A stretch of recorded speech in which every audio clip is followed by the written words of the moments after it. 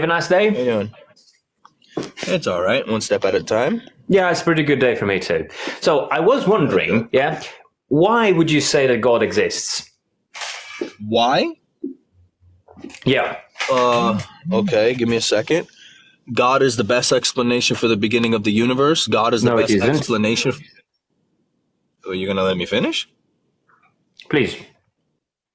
Okay.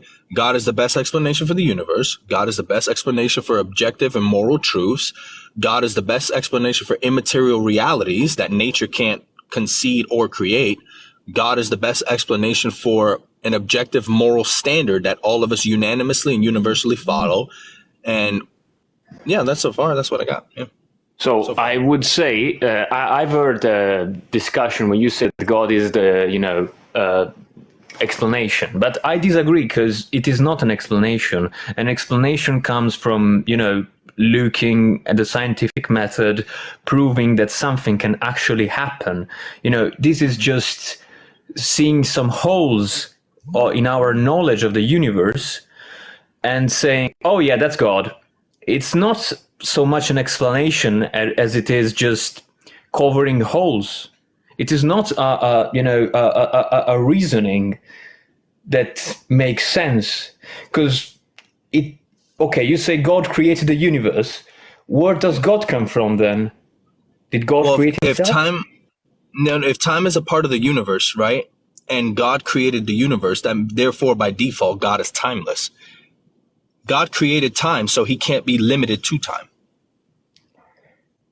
Well, why? I put it to you like this. Here, listen to this, Lorenzo. Physically, sorry, English is not my first language. I'm Italian, so I might make some mistakes. I'm sorry for that. But time is not something that happens.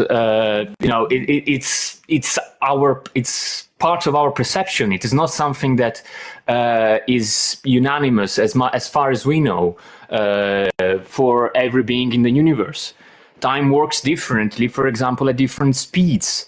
It is not something that relates to us. So it is actually impossible to have something that is timeless. What's your evidence for that? There is a lot of scientific evidence. If you look at, for example, every time that we go at extremely high speeds, time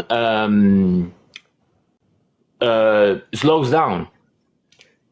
It happens. Wait, but you basically said that time is illusory.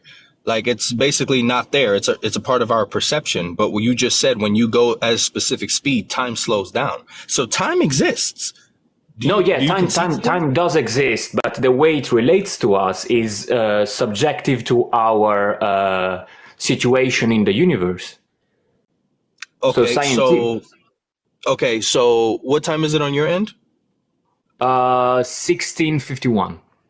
16:51. If I say no, it's not 16:51. It's actually 13:51. Who's right, me or you? If everything is subjective. I mean, depends, because if you ask someone that is 2 time zones away from me, you would be right, Okay, what if me and you lived in the same city? Like, what if I lived a house away from you, and you said it's 16:51 right now, but I looked at you and I said, no, it's 13:51.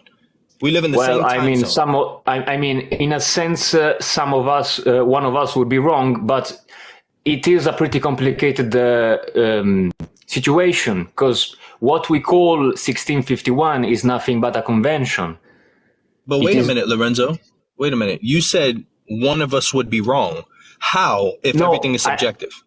I would say that. So when we talk about the time of day, for example, 16:51, that it's something that we as humanity decided.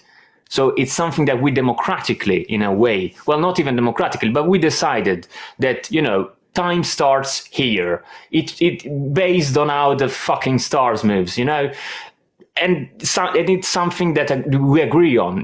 Numbers do not exist outside. Math is a language that we invented, and so is our timing of the day and the weeks and the years. So as societally, some of us would be wrong, but when it comes to the universe, those numbers are kind of meaningless. You know, if you ask like the moon, if what time of the day it is, you would have no answer. One, because the moon cannot talk, and even if it could talk, the moon would have no conception of our idea of the hours in a day. If you asked an alien what time it is, it would tell you something that would mean nothing to you. But wait a minute, Lorenzo. Wait a minute. Wait. You said math is just concepts that are made by human beings. Are you aware that mathematics, according to science, has existed independent of human beings? That means they were there before us. Wait, you are conflating though, because there are laws, there is science, and math is our language to understand it. You know, there are. What I'm trying to say is that the mathematical laws, they were here before us. Yes, but the way we write them down is a convention, is a language that we invented to understand those laws. Okay, so if the law, fine, I'll grant that. If the law was here before us, do you agree that laws come from lawgivers? No. Okay, do you agree that there had to be an intellectual being to implement them? How, if you're not even being logically reasonable? No, I can, because, and I can explain it to you. Day. So it is completely, it is pointless to see this universe as created by something with intelligence just because it makes sense. Wait, and why it is that pointless? It is pointless to see that something with intelligence created the universe because it makes sense. Yes, that's crazy to me. How is that? No, but I can explain why. So you say, well, this universe is working, so someone must have made it work. Am I correct in a way? No. What I say is that the universe began to exist, therefore it has a cause. No. The universe began to exist. Science says that. Well, I mean, it is debated even there, because there is also one theory which is one of the most important, which says that actually the mass and the energy that now we know as the universe are actually, as far as we know, have always existed, but they have gone through a lot of changes. For example, that is the idea that the Big Bang is but a part of a larger cycle in which the mass and energy, which then formed our universe, at one point were concentrated in a very small amount of space, then exploded and became the Big Bang. And now the universe is still expanding, but according to this theory, at some point, basically the universe will stop expanding and will start retracting into smaller and smaller space until we come back to the situation pre the Big Bang and await another Big Bang. And the idea is that the universe goes in this cycle and it has always existed. So in this theory, I would say that, for example, I don't see the need of a God that snaps his fingers and makes everything begin, because it's a cycle that keeps going on and on and on. What is your explanation for the fine-tuning of the universe? Sorry? What is your explanation for the fine-tuning of the universe? The fine-tuning? Please, I don't... Yeah. I don't know. Why does the universe have so much order? Because I thought explosions create destruction, not life. No, there are a lot of cases in which explosion can cause life. Explosions are... Yes. For example, the only way to create organic matter when there is only inorganic matter is basically through an explosion, which gives certain elements enough energy to react and create proteins. That is the only way that we know of to create. What the fuck happened to my eyes?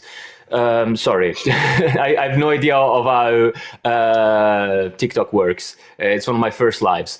But still, it is the only way we know of creating the building blocks of life is basically through an explosion. According to our theories, this probably happened at the beginning of life on Earth through either very big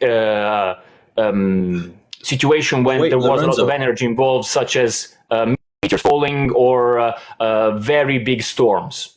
But again, you don't have any sufficient evidence for that. You said probably, so you're exercising the possibility. No, wait, we don't know exactly what happened at the time, but we know. That's exactly my point. No. Yes. Wait, but we know that is something that could have happened in the past on this planet, okay, and that is something that we can replicate in a lab. So we know that you can create life that way. Wait. Through an explosion. Because you can't, because you're going off of a hypothesis. You're going off of something. Wait, what hypothesis? What hypothesis? Hold on. Let me finish. You're going off of something that doesn't have evidence. Because you just said it out of your own mouth. You said we don't know what happened in the beginning. We can infer this. We can hopefully think that this can happen. But the facts of the matter are every single explosion that human beings have witnessed since the beginning of understanding anything has only caused destruction, not life. No. Every single, you must have misunderstood me. Wait a second. In a lab, we recreated this process in which a huge amount of energy with the right ingredients has created the building blocks of life. So we know that is something that not only can happen, but based on the fact that those elements that were used in the experiment were very common on planet Earth at the time where we suppose that life began. We know that it is the only thing that has a higher amount of probability than all other hypotheses. And I'm sorry, but I am more inclined to believe to that than any other religious ideas, because religious ideas have only a book written by man as proof, which is much less than scientific method that prove that. Wait, sir, the books that you read, are they written by men when it talks about science? Yes. So doesn't that shoot your own claim back in the foot? No, because those books relate to experiments. No, wait, come on. It's not the same thing. It's ridiculous to claim that, because those books relate to experiments that I myself, if I am put in a lab, I have done a scientific high school back in the days in Italy. So if I have seen this experiment, okay, I have gone to nuclear. How do you call them? Laboratories. And I have seen this experiment in action, okay? I have seen this happen. So it's ridiculous to claim that those books that are written by men that talk about things that happen and can be reproduced by anybody who has those resources and technical equipment are not in any way comparable to the fantasies of people that died thousands of years ago. Wait a minute. So you said earlier, right, that this is observed in a lab where explosions could create life. You said that earlier, that it can be observed in a lab, correct? Yes. To say explosion is a little reductive. Any amount of we get the point, energy, right? But explosions involve a great amount of energy. Okay, if that's the point, why are people still dying? If it can be observed in a lab, why don't we duplicate it and make people live? Because, my friend, okay, so what happens, okay, is that what is created there are the building blocks of life. Those are not beings that are created, those are not cells, but those are the elements, the amino acids that eventually create protein and eventually create DNA. It's a very long process that it is not possible to our technology to replicate on a scale that would create life in a new way, but it is a way to create life long term. If you wanted to, you could. It is not economically feasible to do so, but if you wanted to, you could do that. Yeah, I like how Idea said it. Life has never been created in a lab, sir. Yes, because it is an extremely long timetable to do so, but it is possible. Would you concede to the notion that we are more intelligent than nature? Because remember, nature doesn't reason, it reacts, right? Yeah, I would say, I mean, it is, yes, I mean, it depends on what you refer to as when you talk about nature, but well, if yeah, you just say nature that, itself.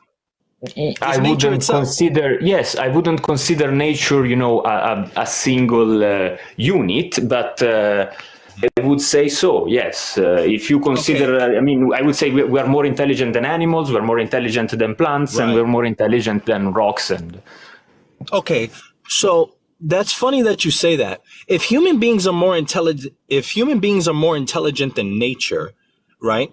And your foundational worldview is, do you believe that you're a byproduct of the universe? Yeah. Okay. If human beings are more intelligent than nature, and you believe that you're the byproduct of the universe, how does that compare? If nature is not as intelligent as us, but it created us with the ability to rationalize and think, but you're telling me now that human beings are more intelligent than the universe and nature and all of it, that all the things that apply, how does that correlate? Well, it is nature simply doesn't reason, it reacts, right? Yeah, we do reason, though. I think that. Where do we get our reasoning from? Yes, let me explain. So it is kind of reductive and I think wrong and counterintuitive, I would also say, to believe that we are something apart from nature, because we absolutely are not. We are a part of nature. Without nature, we could not live.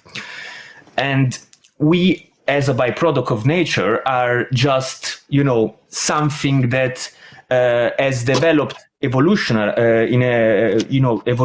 evolutionary method, an intellect that most other animals do not possess. In the same way that, you could say, for example, if you take the cheetah, the cheetah is the fastest animal in the animal world. There is no other animal that we know of, if I'm correct, that is as fast as the cheetah, if without considering birds when they come down from the sky. So you would say that the cheetah is faster than nature.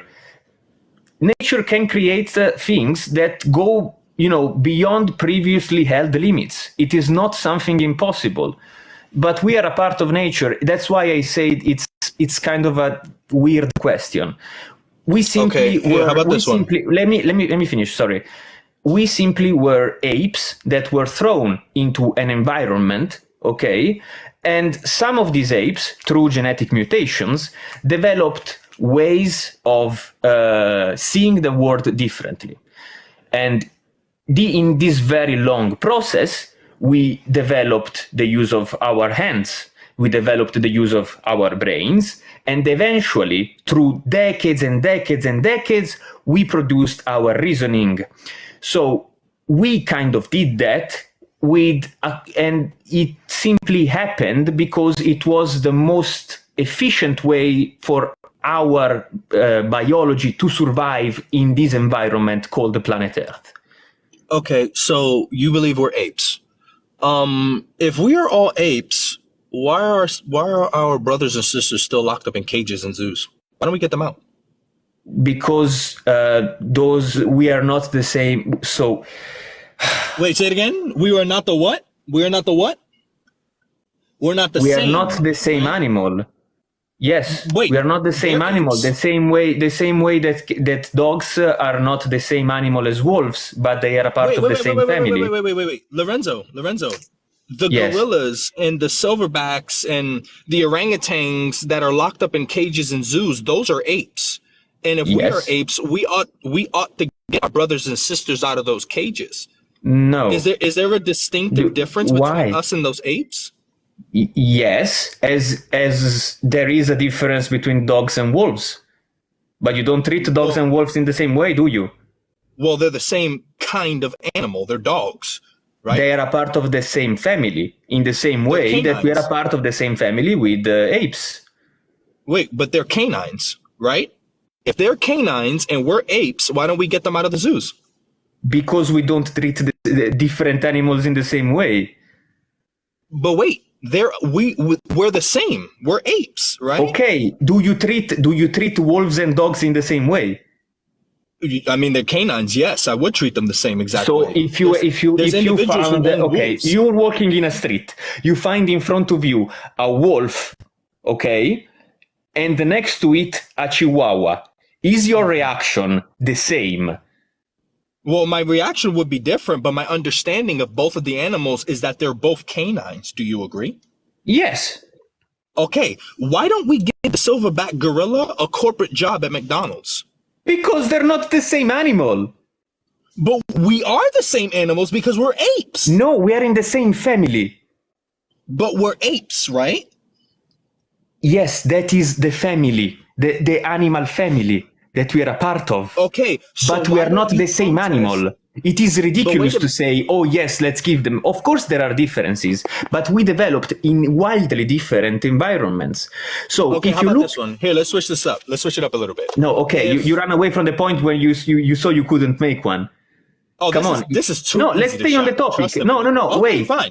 I'm trying to save you the embarrassment. You Well, just I sound mean, very you cool. are the one who said that you would treat a wolf and a chihuahua in the same way. So I don't know. I didn't say that.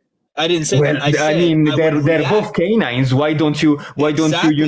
have a wolf as Here, a let pet? me repeat myself. Why don't you have Let a me wolf repeat as a myself. pet? Why There's don't you many have a people wolf that as a do. pet? There's many people. Well, if you really want to be technical, I kind of do. My dog looks exactly like a wolf, to be honest. Okay, but is it a wolf? No. There is a lot of difference. If you take a wild wolf and you put it in your house, would you have it as a pet? If A sure, why full-grown? wouldn't I have a wolf as a pet? Why not? Because it would fucking kill you, my friend. How do you know that? There's individuals that own 6-foot wolves Of that keep them course, just like puppies. you can tame them, but they are not. Yes, you can individually tame wolves if you raise them when they're young, but you cannot. It is not a species that has been bred, and it has been genetically chosen to be human companions, like the dogs. I mean, you can clearly see that there are a lot of differences between a fucking wild wolf and a bulldog or a chihuahua. Sure, right? That's fine. Yes, That's that fine. is genetic. And how did that happen? That is genetic selection. Evolution. My question to you for this, if we are differences in regards to being distinct, right? But we're still apes because we're a part of the same family. Is morality applied to the ape the same way that it's applied to the human? No, because Why? there is, yes, I can explain. There is a clear difference between us and all other animals, okay? Why? What is that difference? Because we are here talking about it. That is the difference, okay? Can you see it? You don't see apes and other animals talking about the morality of these decisions. You don't see apes or other animals talking about the fact that there is a God or not. We have developed brains through our evolutionary process, but So they have not. No, they have not. They don't have brains? No, we have brains developed in a way so that we can have, it's kind of hard for me to, talk for the English, but we have developed brains to such a level that we can make reasonings that are clear reasonings, it's things that go beyond instinctual reactions. Of course, in some apes, you can see that there is a spark of intelligence, but it is no way comparable to the way we think and behave. And it is kind of, ridiculous to compare the two. Even if we have, like, they are the animals with the most genetic similarity within us, within the whole planet, we are still leagues and leagues ahead, simply because what happened in our evolutionary process is that once our brains reached a certain level, okay, we developed community. And the community that human developed has had an interesting effect. We developed language, and through language, we developed societies. Okay, so what is recognized as intelligence is, in a good part, genetic, biological, but another good part is societal, because we are all dwarfs standing on the shoulders of giants. The reason we can, science always progresses is not because we're getting smarter. If we compared our brains to that of people that lived 500 years ago, we would have pretty much the same intelligence. But the difference is that we have their knowledge. So the reason why we believe. Wait, I'm sorry. One last thing. The reason why we believe. You're going on a tangent, brother. No, okay, but this is my last point. Just one phrase. Okay. The reason we believe that we are so much superior to any other animal, okay, is that we have created so much throughout the centuries, throughout the millennia, that we, standing on the shoulders of giants, believe we are giants ourselves. Whereas, of course, we have genetic biological powers, intelligence that is not comparable to any other animals. But we must not forget that most of what we have is thanks to our societal progress as humankind as a whole. Okay? Got it. Okay. So if we're just animals and we're just a heap of baboons, basically, right, with just intelligence of mind, there's nothing really wrong with cannibalizing and eating our own children, right? Because that's what animals do, right? There's nothing objectively wrong with that, right? Because no one calls the bear or the gorilla or the mommy baboon immoral when she eats her own young, right? But that would be very weird and detestable if a human being did that. Do you agree? Yeah, it would be detestable, but it would Why? not be. If we're just, listen to the question. If we're animals, right? If we're just animals, and nobody calls animals immoral when they eat their young, why would it be immoral if a human being did it? So, as I said, we have intelligence that goes past that, and we have created societies that have standards different to that, to the communities where other apes live. So there is no objective morality that you go back to, but you have you have a progress of ideas that eventually leads you to ways of living together that are, more efficient than those where you have to eat your own children. Good job. That's what I wanted you to say. So if a society draws a circle on itself and one society says it's great to do it, but one society says absolutely not, it's not good to do it, what society is right in the matter? If everything is objective, I mean, of subjective. course, it is subjective, but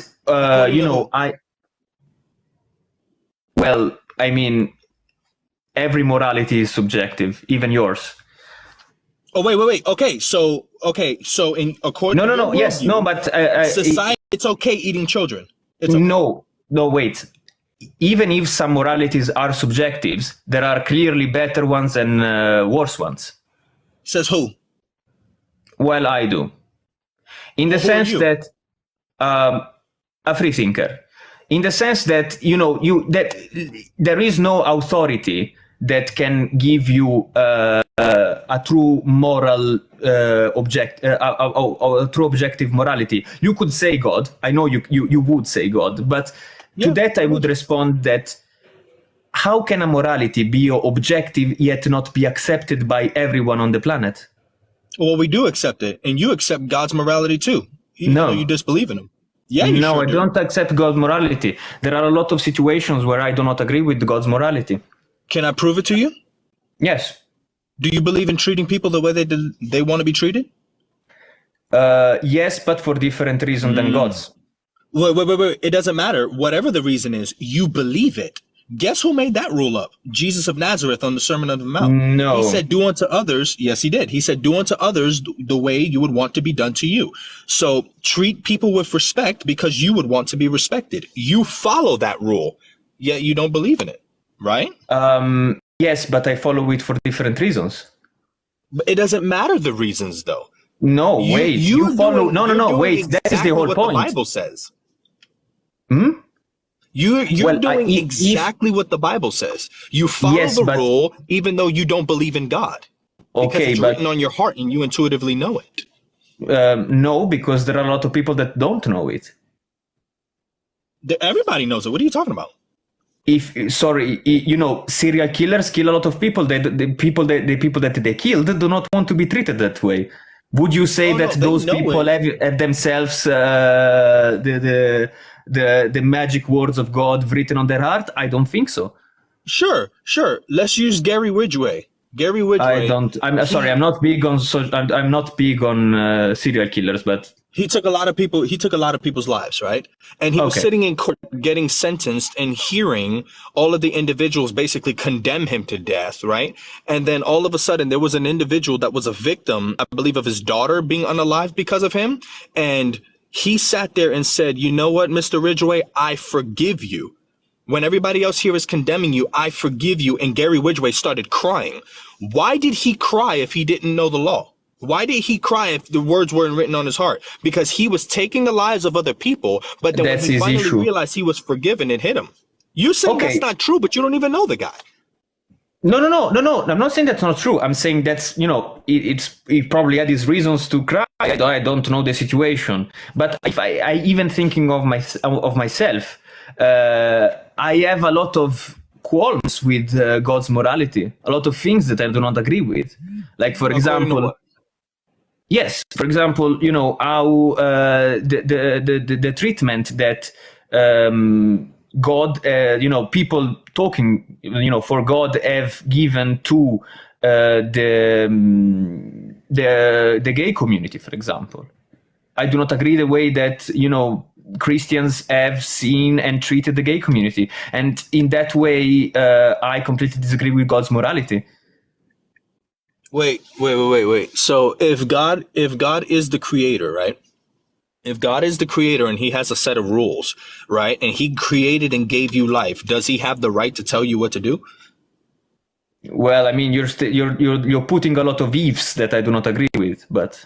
Well, but wait a minute. We're just using logic. If God is the one, so we are saying you're alive right let's now. go beyond. You're telling me, even if you don't believe it, so believe for a second, pretend for a second to believe that God gave you life. Is that what you're telling me? Yeah. If God did give you life, does he have the right to tell you what to do and how to live? I would say no. That would be tyrannical. If he, how if he went out of his way to create you, give you the blessings you have. My mother and my father created me, but my father and my father and my brother and my mother. My brother. That would be terrible. Your father and my mother and my father. Yeah, that would be absolutely terrible. No, my father and my mother gave birth to me, right? But they do not have the right to tell me what to do. I am a responsible adult. I can do whatever the fuck I want with my life. Okay, so if Christianity were true and you received your evidence, would you become a Christian? I mean, what depends on what you could say as evidence, but I mean, even there, I would have qualms with the morality. So no. That's fine. But if you did receive your evidence and you knew without a shadow of a doubt it's true, would you turn from your ways and trust in Jesus? Yes or no? So you say I have the proof that God exists and that he sends to hell gay people, right? God is real. God is real. He's giving you everything that you need to know. He showed you the evidence. And he's sending, and everything is according to the Bible, so gay people are going to hell, right? Yeah, everything in the Bible is completely reliable and true. And for example, lustful people are still going to hell. Well, everybody's condemned to go there because we're imperfect. That's why he came to save us. So, but if he's real, would you accept the gift? Be saved? No, because I still believe. Because I still believe that many of his rules are stupid and tyrannical. But you don't have a basis to justify anything that's stupid or tyrannical.